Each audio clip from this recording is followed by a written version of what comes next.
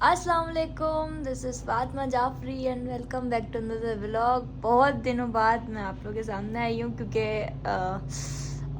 बहुत सारी ऐसी थी जो ज़िंदगी के पार्ट हम लोग के साथ चलते रहते हैं और बहुत सारी ऐसी चीज़ें होती रहती हैं जो कि हम शेयर भी नहीं कर सकते, लेकिन अब ये जो चीज़ है वो शेयर करने वाली है। अच्छा, कुछ मैं छोटी छोटी सी साथ में अपनी क्लिप्स चलाती रहूँगी कि जी हुआ ये था कि अभी कुछ दिनों पहले की बात है कि मैं बिल्कुल सब कुछ सही चल रहा था, टाइम पे व्लॉग्स आ रही थी सब कुछ, कि अचानक से कि हमें दर्द उठा और वो भी रात के 4 बजे। जैसे तैसे करके एम्बुलेंस में डाल के लोग लेके गए और उन लोगों ने पेन किलर दे दिया। जाहिर सी बात है। अच्छा, सिम्टम्स जो थे ना वो पूरे डॉक्टर्स ने जो चेक किया, सिम्टम्स ये थे, रात के 4 बजे इमरजेंसी मिली थी, तो सिम्टम्स के हिसाब से हमें लग रहा था कि अपेंडिक्स है।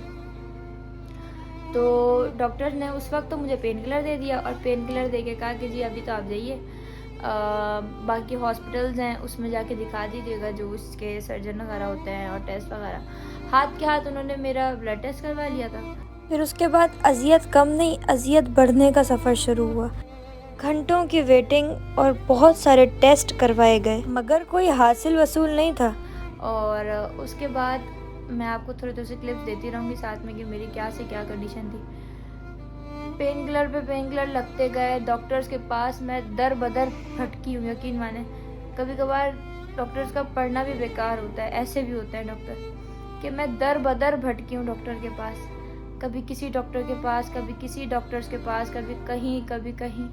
और अपेंडिक्स मेरा बिल्कुल पीक पे था कि अल्लाह ना करे कि कुछ दिन और हो जाते तो मैं नहीं होती यहाँ पर, लिटरली मैं बता रही हूँ। और फिर टेस्ट पे टेस्ट हुए, न जाने कितने टेस्ट हुए हैं, किसी में आ रहा है किसी में नहीं आ रहा है। अजीब, मतलब दिमाग कंफ्यूज करके रख दिया, कभी कुछ आ रहा है कभी कुछ नहीं आ रहा है। ऐसे करते करते 1.5 हफ्ता गुजर गया और मैं बिल्कुल एंड पे आ गई थी कि मुझे एक दिन में 5 ड्रिप्स लग रही थी और मैं बिल्कुल ख़त्म थी, समझे, क्योंकि जाहिर सी हिम्मत टूट गई थी। अगर आपको अपने हाथ दिखाऊँ ना तो मेरा रंग कम हो गया, ऊपर से मेरे हाथ में न जाने कितने कैनुले पास हो चुके हैं। 9 प्लेस हैं ऐसे मेरे हाथ में, दोनों हाथों में, कि जहाँ पे कैनुले पास हो चुके हैं और मेरे हाथों पे नील की मैं आपको पिक्चर्स भी साथ में शेयर कर रही हूँ। अच्छा, अब आखिरकार हाँ, हमें एक डॉक्टर मिला जो कि हमारे रिलेटिव्स में थे और उन्होंने बहुत हेल्प की। उन्हें पूरे वही सिम्टम्स लगे, जनरल सर्जन थे, उन्होंने टेस्ट करवाया, MRI करवाई, उससे पता चला कि जी हमें अपेंडिक्स है और वो भी सूजा हुआ है। अब जी हाथों हाथ फ़ौरन ऑपरेशन होता है इसका। तो ऑपरेशन के लिए गए, 3 घंटे पहले मुझे बताया गया कि जी मेरा ऑपरेशन है, फास्टिंग जितनी हो सकी कर पाए। अब टेंशन के मारे हंसी आ रही है हमें। रूम में क्या हटाना है? सबसे पहले जूड़ा हटाओ। कौन हटा हुआ है? मांग में जुड़ा रखा हो। इसमें आप रखिएगा अपनी, अभी नहीं रखूंगा मेरा।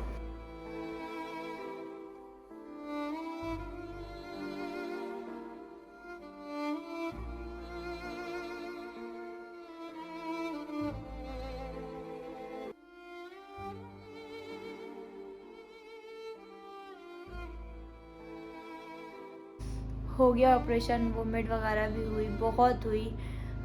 जैसे होता है वो एनेस्थीसिया होता है और मैं कैसे बताऊँ कि कैसे वो वक्त भी गुजार के छब्बर भी आ गए थे फिर। और तो फिर हम लोग की छुट्टी हुई है और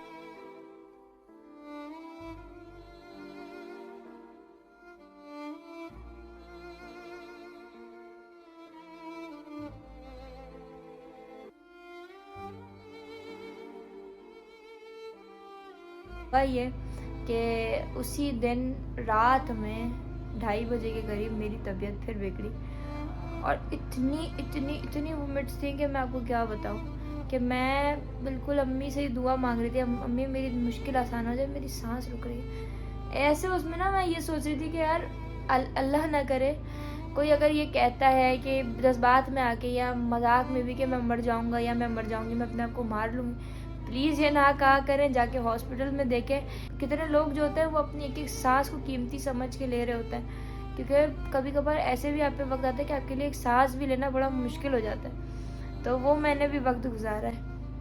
फिर मैं ऑब्जर्वेशन में रही और अल्हम्दुलिल्लाह अब मैं बेहतर हूँ। और कहते हैं पता नहीं ये चीज़ एग्जिस्ट करती नहीं करती, थोड़ा सा मैं इस पर नहीं यकीन करती हूँ।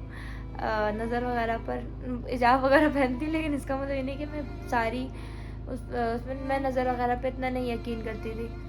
लेकिन यकीन माने कि कभी कभार इंसान ना, वो मैंने एक मौलवी का वो सुना था कि नज़र एक ऊँट को रेगिस्तान से उठाकर पतीले में डाल देती है, इतनी बुरी होती है नज़र।